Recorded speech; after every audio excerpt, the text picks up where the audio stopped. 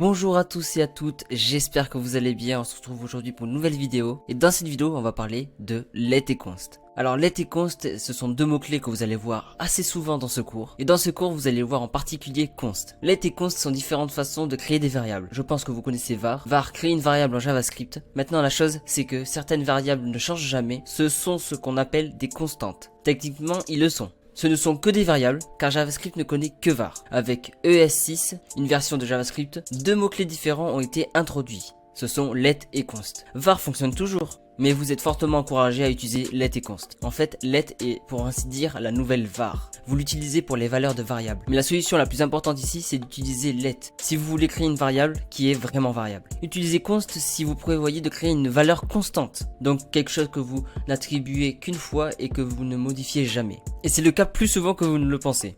Du coup, dans ce cours, vous ne verrez jamais var. Vous ne verrez que let et const, et surtout const. Donc cela ne devrait pas vous confondre. C'est simplement la même chose que var, mais d'une manière plus moderne. Et dans le cas de const, bien que cela soit clairement indiqué, cela ne va jamais recevoir une nouvelle valeur. Maintenant, puisque cela est toujours un peu plus clair dans la pratique, examinons-le. C'est parti. Pour cela, vaut mieux utiliser jsbin.com. C'est un autre éditeur web qui facilite la saisie de JavaScript et la visualisation de certaines sorties de console.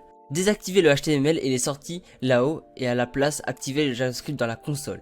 Comment faire? C'est très simple, vous avez HTML et JavaScript. Vous avez juste à cliquer sur le petit HTML et il n'y sera plus et vous laissez le JavaScript. Maintenant que vous avez activé JavaScript et que vous avez la console à droite, on peut commencer. Du coup, à partir d'ici, on va pouvoir créer une variable. Du coup, là, on va pouvoir créer notre petit bout de code. On va créer var myname, N majuscule, c'est très important, est égal, et on va écrire mon prénom, Mathieu. Alors, je vais mettre un petit M majuscule, voilà.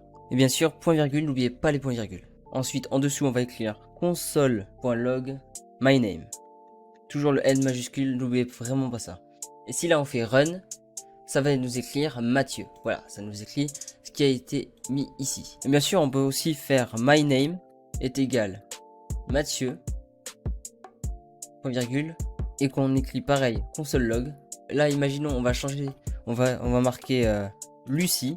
Du coup, j'ai tout effacé et si on met Lucie avec Mathieu, ça va nous donner Mathieu, Lucie. Voilà, on peut écrire de différentes façons.